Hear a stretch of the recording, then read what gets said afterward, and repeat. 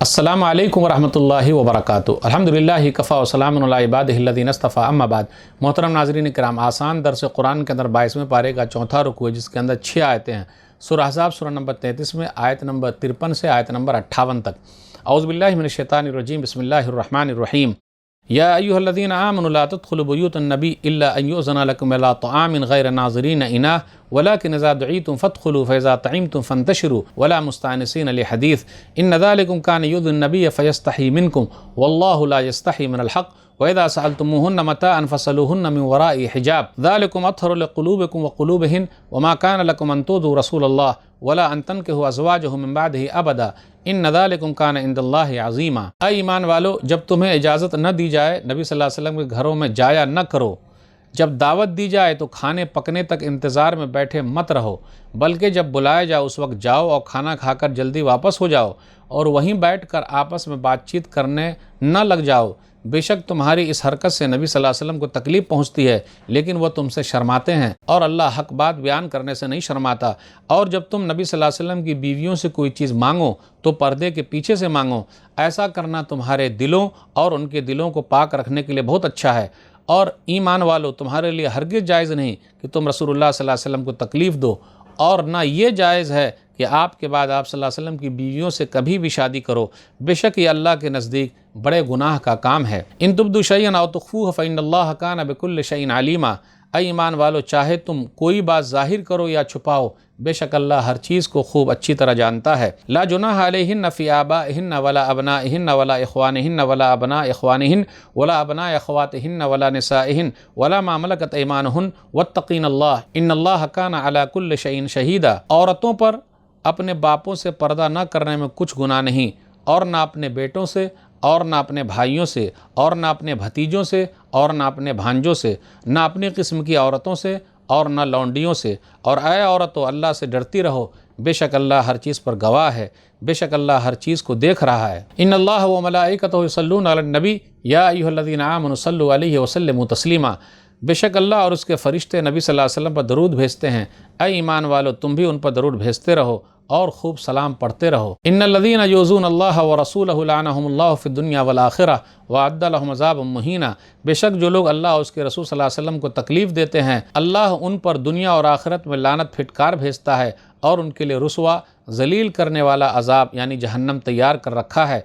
वल्लज़ीना युज़ूनल मुअमिनीना वल मुअमिनाति बग़ैरि मक्तसबू फ़क़द इह्तमलू बुहतान व इस्मम मुबीना। और जो लोग मोमिन मर्दों और मोमिन औरतों को उनके किसी कसूर, किसी जुर्म के बगैर तकलीफ़ देते हैं, तो वो लोग बड़े ही बुहतान यानी झूठ और खुले गुनाह का बोझ उठाते हैं। नाज़रीन इकराम, आसान दर्स कुरान के अंदर 22वें पारे का चौथा रुकू है, जिसके अंदर 6 आयतें हैं। सूरह अहज़ाब सूरह नंबर 33 में आयत नंबर 53 से आयत नंबर 58 तक। आयत नंबर 53 पर गौर कीजिए। दावत खाने के बाद घर में देर तक ना बैठें।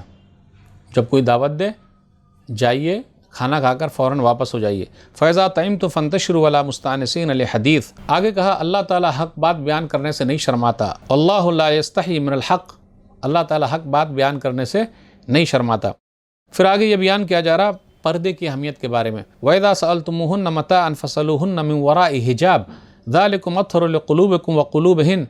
कि जब तुम औरतों से कोई चीज़ मांगो तो पर्दे के पीछे से मांगो, ये तुम्हारे दिलों के लिए और उनके दिलों के लिए बेहतर है। अब देखिए, पर्दे के पीछे से मांगो। जब नबी सल्लल्लाहु अलैहि वसल्लम की बीवियों से मांगने के बारे में ऐसा है कि पर्दे के पीछे से मांगो, तो जबकि वो ख़वातीन आला दर्जे की है, अखलाक उनका सबसे अच्छा है, तो आम औरतों का क्या है, उनसे तो और कितना पर्दा होना चाहिए। फिर आगे कहा, नबी सल्लल्लाहु अलैहि वसल्लम की बीवियों से कभी भी निकाह नहीं हो सकता। वला अंतन के अज़वाजहु मिन बादिही अबदा। अब उसके बाद ये जिक्र हो रहा है घर में आने जाने वाले जो रिश्तेदार हैं उनसे पर्दे का जिक्र है कि किन से पर्दे की ज़रूरत नहीं है। बाप है, बेटा है, भाई है, भतीजा है, भांजा है, मेल जोल की औरतें हैं, फिर इसी तरह लौंडी और ग़ुलाम हैं, आजकल के नौकर नहीं। फिर आगे कहा, वत्तक़ीनल्लाह। ऐ औरतों, अल्लाह से डरती रहो। आयत नंबर 55 में अगर अल्लाह का डर और खौफ होगा तो पर्दे की अहमियत है। अब बुर्का लगा के गई हैं लेकिन बाहर निकाल दिया, बुर्का अंदर अपने बाहर।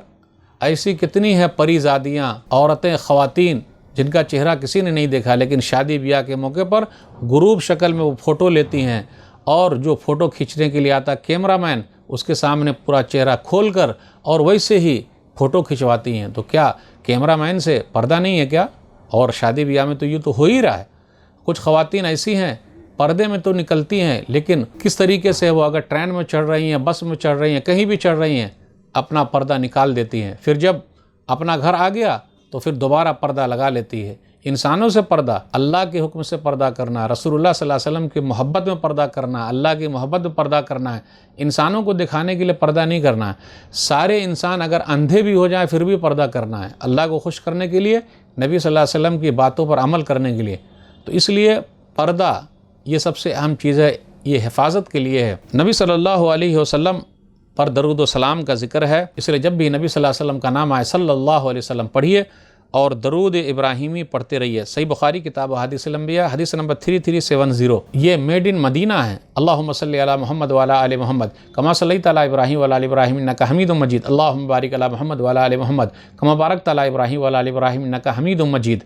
جو آدمی نہیں پڑھتا وہ بخیل آدمی ہے، اور جو پڑھتا ہے ان کی پریشانی ختم ہو جاتی ہے، ان کے گناہ دھل جاتے ہیں، مٹا دیے جاتے ہیں، ان کا غم ہلکا ہو جاتا ہے. سنن ترمذی کتاب صفۃ القیامہ حدیث نمبر 2457. نبی صلی اللہ علیہ وسلم نے ابی بن کعب رضی اللہ تعالیٰ عنہ سے کہا تھا، جب انہوں نے کہا کہ میں تو اب پڑھتا رہوں گا درود و سلام، تو نبی صلی اللہ علیہ وسلم فرمایا اذن تکفی ہمک ویغفر لک ذنبک، تب تو تمہارا غم ہلکا ہو جائے گا اور تمہارے گناہ معاف ہو جائیں گے. جو لوگ اللہ اور اس کے رسول صلی اللہ علیہ وسلم کو تکلیف دیتے ہیں تو دنیا اور آخرت میں اس کے لیے لعنت اور پھٹکار ہے.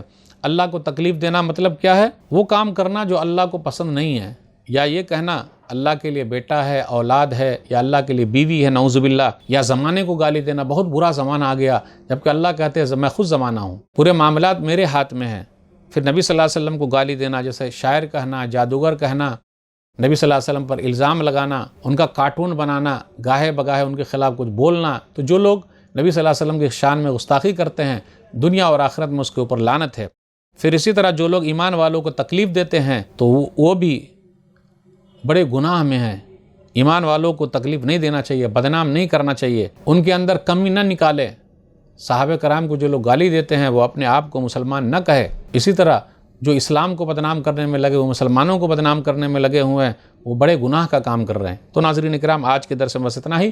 اللہ سے دعا ہے کہ اللہ تعالی ہم لوگ قرآن کریم کو پڑھنے، پڑھانے، سمجھنے، سمجھانے، عمل کرنے اور لوگوں تک پہنچانے کی توفیق دے. آمین. والسلام علیکم ورحمۃ اللہ وبرکاتہ.